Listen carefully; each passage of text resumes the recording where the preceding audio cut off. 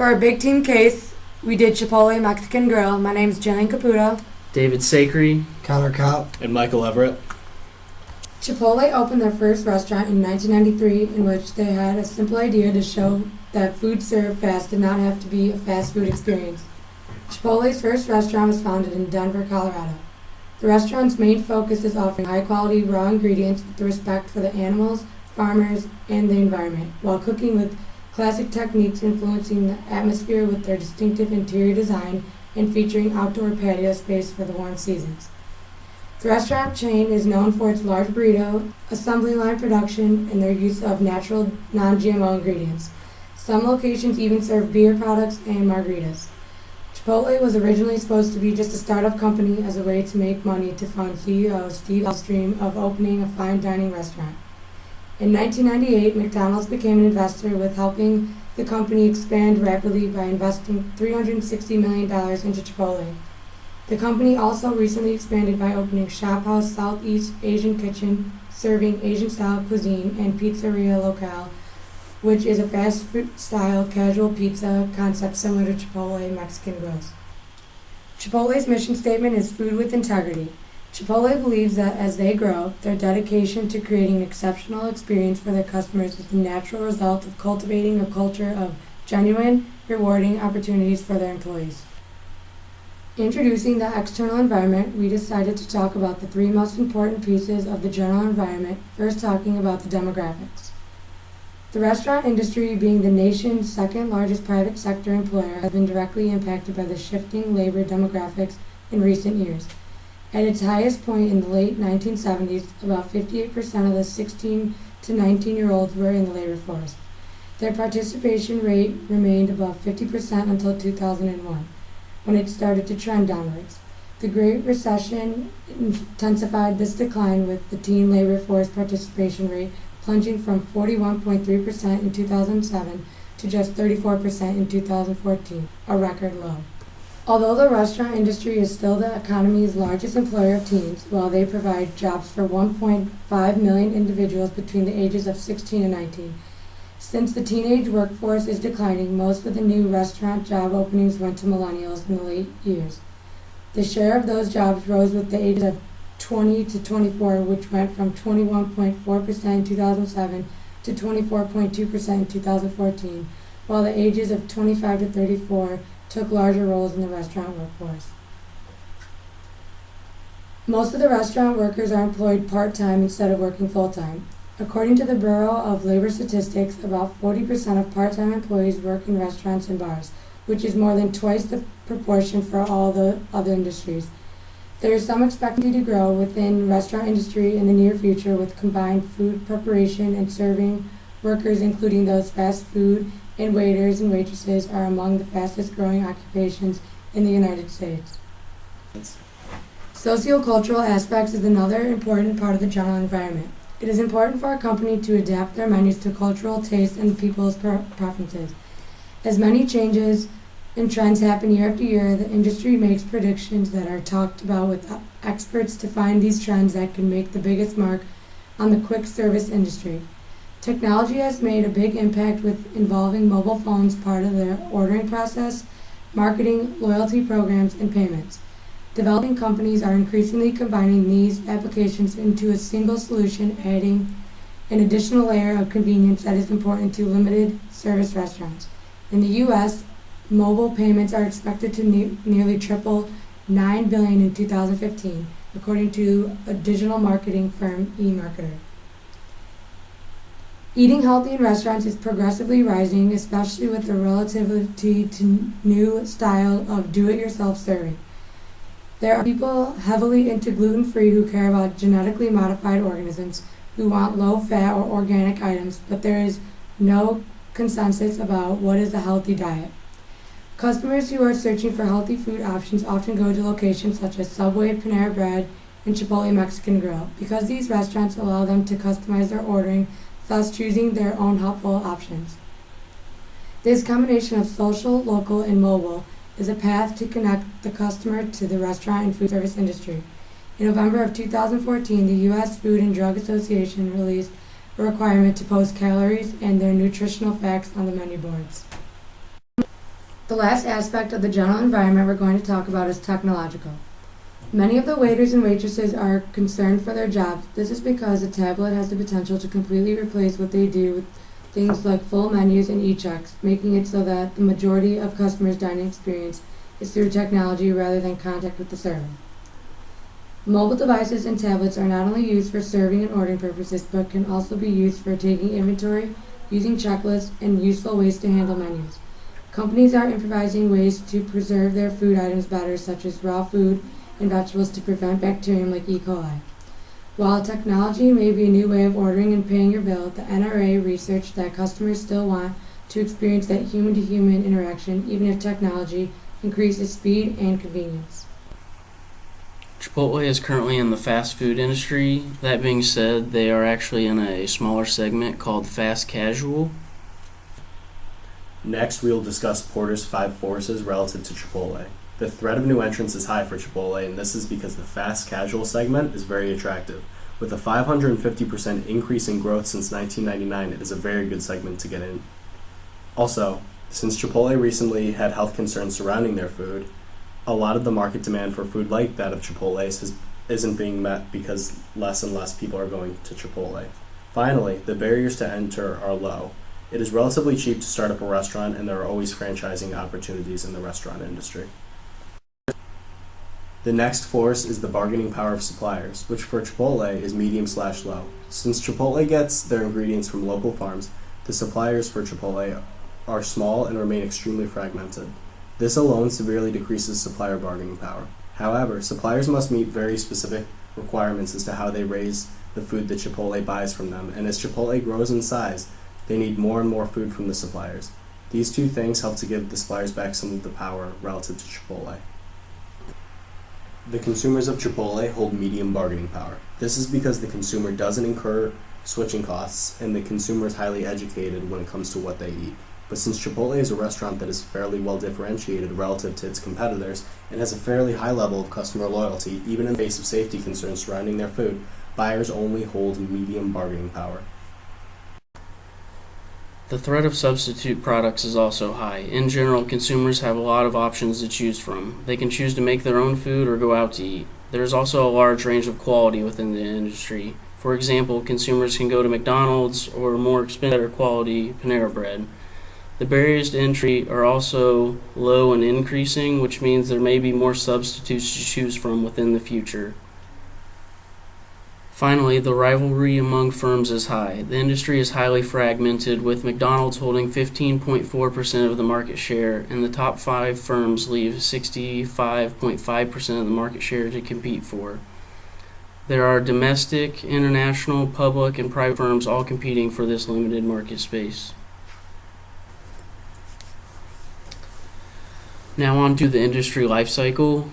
The fast food industry is in the mature stage of the industry life cycle. It is highly saturated and is only expected to have a 1.9% GDP growth until 2020, and the number of establishments is only expected to grow 1.7% until 2020. Now on to the industry life cycle. The fast food industry is in the mature stage of the industry life cycle. It is highly saturated and is only expected to have a 1.9% GDP growth until 2020, and the number of establishments is only expected to grow 1.7% until 2020.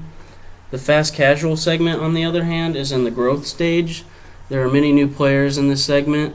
The segment only makes up 8% of the restaurant industry's revenues. However, the segment grew 13% in 2014. And to the right, you can see the top 10 fast casual chains and the growth that they had from 2011 to 2012. As we said before, the industry is highly fragmented. As you can see on the right, there are 5 major players. Those 5 major players take up 33.5% of the market share and 20% of the revenues. The graph to the left shows the breakdown of the products and services offered in the fast food industry. And as you can see, 8% of those products and services are in the Mexican style restaurant, which is applicable to Chipotle. This is a graph of the strategic groups within the restaurant industry. As you can see, there's a lot of differences between the restaurants based on price and menu size. Chipotle is in a strategic group with restaurants like Panera, Moe's Southwest Grill, Qdoba, which happen to be a couple of Chipotle's main competitors. Looking into the group itself, Chipotle has a smaller menu than Panera, Moe's, and Qdoba. Moe's and Qdoba offer additional ingredients that Chipotle doesn't offer, and Panera offers bakery, breakfast, and dinner items. This may be why Chipotle is known for their efficient service, since their menu size is so small. Chipotle's competitive environment consists of Panera Bread, Moe's Southwest Grill, Qdoba Mexican Grill, and Taco Bell. Panera Bread was founded in 1981 and has a differentiation strategy. Customers are willing to pay the price difference compared to other bakeries for their premium products and relaxing environment. Panera offers Wi-Fi at almost all their locations so they can get a cafe feel. Panera uses a horizontal integration strategy by acquiring their competitors. Panera purchased St. Louis Bread Company and Paradise Bakery and Cafe, which were two of their competitors in the bakery cafe industry. Also, Panera has a low-level diversification which is a single business strategy. Panera saw problems with slow service, so they are trying to fix that problem with Panera 2.0. Guests who dine in will order from iPads, at tables, or in booths in the store. Moe's Southwest Grill was founded in December 2000 and purchased by Focus Brands in 2007. Moe's uses a differentiation business level strategy, priding themselves in their welcome and warm environment. Also, Moe's uses pop culture inspired names for their menu items. Moe's Southwest Grill is using the market development corporate level strategy by moving into markets internationally. Moe's has a very low level of diversification, so it's a single business strategy. In the future, Moe's plans to open 6 to 8 new locations within the next year to continue their expansion. Qdoba Mexican Eats was founded in 1995 and purchased by Jack in the Box in 2003. They use differentiation business level strategy by preparing the food fresh every day. Jack in the Box corporate level strategy is product development. They help all their restaurants provide new products and have a low level diversification. This is a single business. Recently, Qdoba has closed 67 locations due to performance. Managers are confident that this will help them improve profits and cash flow. Taco Bell was founded in 1954. Yum Brands purchased Taco Bell in 1997. Taco Bell uses a cost leadership business level strategy with their value menu and happy hour deals. Yum Brands uses a product development corporate level strategy with unique products to satisfy customers. In the future, Taco Bell plans to develop a delivery system. For profit margin, Yum Brands is well above its competitors and the industry over the period from 2012 to 2015. In December 2015, Yum Brands announced a split of their company, so they would have a Yum Brands and a Yum Brands China. All three companies are under the industry average, which is clearly not a good sign for the future. For return on equity, Jack in the Box has a strength for the company because it shows they can make a high profit off their shareholders. In 2015, Jack in the Box purchased $200 million worth of share buyback authorization, which made their ROE grow tremendously. Yum Brands had a large growth in net income in 2015, which led to its 142% ROE that year. Chipotle's value chain is really important to producing their fresh quality product that they guarantee customers. Recent issues with their products have affected Chipotle's financials to fall lower than they have in the past. After peaking in the late part of 2015, Chipotle's stock decreased mostly due to an E. coli breakout in some of their locations. Chipotle's stock price was increasing over the past few years. Compared to the industry, Chipotle has a very consistent profit margin. Over the past 5 years, Chipotle has a strong value chain which allows them to turn the majority of their sales into profit. Profit margin is extremely important because it proves companies can cut down on costs to turn revenue into profit. An effective system was created for controlling operating expenses so Chipotle can keep profits high. Chipotle's revenue growth has been very strong in the past 5 years. Year after year, Chipotle keeps increasing their sales much more than the industry average. Near the end of 2014, Chipotle's revenue decreased greatly. In 2015, Chipotle raised its prices 6% to increase the revenue. Chipotle may need to raise prices even higher in the future due to the pork prices. Chipotle's return on equity is well below the industry average, which means that they do not generate much of their profit from shareholder investments. The E. coli outbreak this year is probable cause for the drop in return on equity in the past year. Chipotle overall has had less returns, so that will affect the ratio greatly. Chipotle has recorded a loss for the first time recently, but they are looking for strategies to get back on track. The operating margin for Chipotle has stayed very consistent throughout the past 5 years which is due to a very efficient value chain and controlling expenses. Revenue growth has been high in the past 5 years, but as of recently has become a weakness. Chipotle took a hard hit in the past half of year, but are slowly bouncing back financially. This is Chipotle's value chain. There are a few key areas I would like to highlight, as they play a more important role in the success of the fast casual chain. First off, their procurement is different than a lot of other restaurants. They source their food locally from suppliers. While this prevents them from having economies from scale, they save a lot on transportation costs and keep the suppliers of the food fragmented. The operations of Chipotle that make it very successful and help it to be as fast as it is through the use of their cafeteria-style lines. These allow for quick customer service and allow the customer to see exactly what is being prepared for them. Another very important part of the value chain for Chipotle is the service. This is because the employees that are hired at Chipotle are always friendly, because the employees have to work closely with the customer in order to determine exactly what they want rather than just handing them a prepackaged meal. Human resource management is also very important to Chipotle. This is shown just by them even having an expediter who is there solely to bag your meal or put your meal on a tray while the cashier rings you up. This is helping to cater to large rushes such as the lunch rush, and it stops lines from building up by committing just this one person to this very crucial role in cutting down lines. For the SWOT analysis, we are only going to go over the ones that we felt were most important. For example, one strength of Chipotle is the online ordering through the mobile app, and it allows you to cut to the front of the line when it's ready. Also, advertising their coupons for free burritos and chips and salsa. One of Chipotle's weaknesses is having a limited menu, and another weakness is having recorded their first loss ever. With opportunities, Chipotle can add more food items to increase their menu size. This will help to draw in more customers. Chipotle's threats are competing with low-cost competitors such as Moe's or Qdoba, and their recent outbreak of E. coli in their restaurants. As we highlighted throughout the presentation, the critical problem Chipotle is currently enduring is all related to their foodborne illness outbreak that occurred towards the end of 2015. They were forced to shut down 43 stores in Washington and Oregon alone. In total, 500 customers became ill, including one case at Boston College where over 100 students became ill after eating at Chipotle. The company saw a decrease of 14.3% in sales, a 7% decrease in revenues, and a decrease in profits of 44%, all in the fourth quarter of 2015.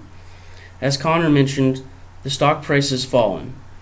At its highest point in August 2015, their stock price was $757.77, which was the highest in its past 5 years. 5 short months later, Chipotle's stock price was at $404.26, which was the lowest point in the last 2 years. Their stock price has since recovered slightly to $443.10 as of today, but it is nowhere near where it used to be. Chipotle is also facing an increase in promotions and marketing, as we saw with their recent free burrito giveaway. Operational costs may also increase as they shore up food safety. They also face future legal costs and lawsuits that are all related to the outbreak. So we wrote down 3 recommendations for Chipotle. The first recommendation is to try and market a quality product rather than just give away free food. The whole idea behind this is to show the customer that the problem is actually fixed rather than just giving them away free food which hasn't necessarily been proven to them to be safe. The second recommendation is to start using new preparation procedures. This would entail things such as having employees sign off on a checklist to make sure that certain food preparation and safety procedures are met or have been done. Our third recommendation is to raise the prices of Chipotle's entrees by 5%. This would allow more testing to be done on the entrees, which are where the problems with food safety have occurred in the past. Next slide. We believe that the raise of 5% on all entree items is the best measure for Chipotle to take. This is because Chipotle operates under a differentiation strategy, and therefore, hopefully, a small price increase will not be enough to turn customers away, like it has not been enough to turn them away in the past, but will in fact be enough to show many of those who have left that Chipotle is taking these outbreaks seriously and is committed to increasing their spending and quality control measures. Since this recommendation doesn't really impact the employees or the management, and is solely to improve the buyer's confidence in the product, we believe that all parties involved either should be indifferent to the change or embrace it, as it leads to a safer and higher quality dining experience with safe and healthy food that has helped Chipotle to become so popular in the first place. Our biggest concern following the implementation of our proposed 5% price increase on all entree menu items is that customers will misinterpret the reasoning for this price increase. This is where Chipotle's strong marketing team comes in. They will be the driving force behind the positive publicity associated around this small but effective price increase. After gaining back the trust of our customers, Chipotle can continue to recover from the E. coli outbreak and reclaim its rightful place as a fast casual industry titan.